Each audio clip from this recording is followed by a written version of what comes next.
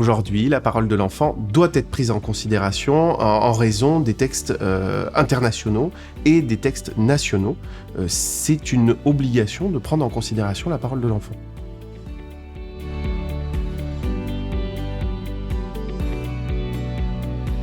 Il y a une réelle difficulté dans la prise en compte de la parole de l'enfant.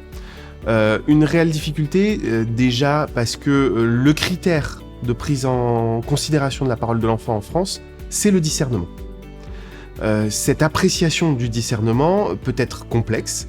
Il faut à la fois être formé et savoir apprécier si un enfant est discernant ou pas.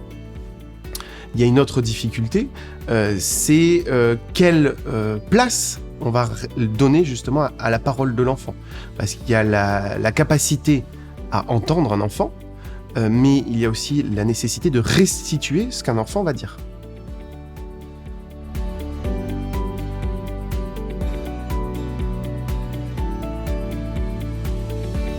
Juridiquement, le Code civil est clair, les parents doivent associer leur enfant en fonction de leur âge et de leur maturité. Donc plus ils grandissent, plus un enfant va être associé aux décisions qui le concernent. En revanche, on n'a pas d'âge fixé pour associer un enfant aux questions qui le concernent.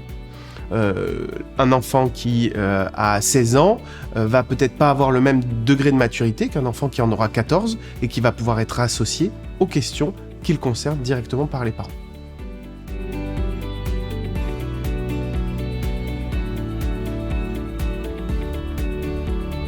Étant donné que le mineur fait la demande soit directement au juge, soit par l'intermédiaire d'un avocat, si c'est par l'intermédiaire d'un avocat, ça va faire un premier filtre qui va apprécier l'existence ou non de ce discernement.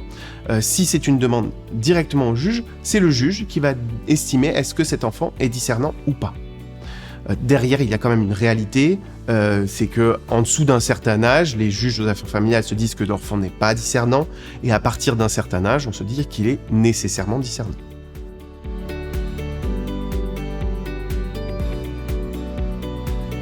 Le mineur peut aussi intervenir dans une procédure qui est devant le juge des enfants. Le juge des enfants, c'est le juge de l'enfant en danger. Alors que le juge aux affaires familiales, c'est le juge de l'intérêt de l'enfant.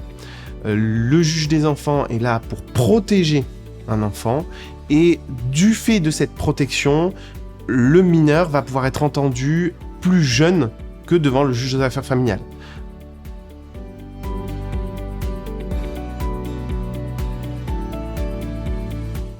Pouvoir prendre en considération la parole de l'enfant de manière juridique, c'est un peu un exercice de funambule. Parce qu'il faut à la fois pouvoir laisser toute sa place au mineur et à la fois prendre ces informations avec parcimonie.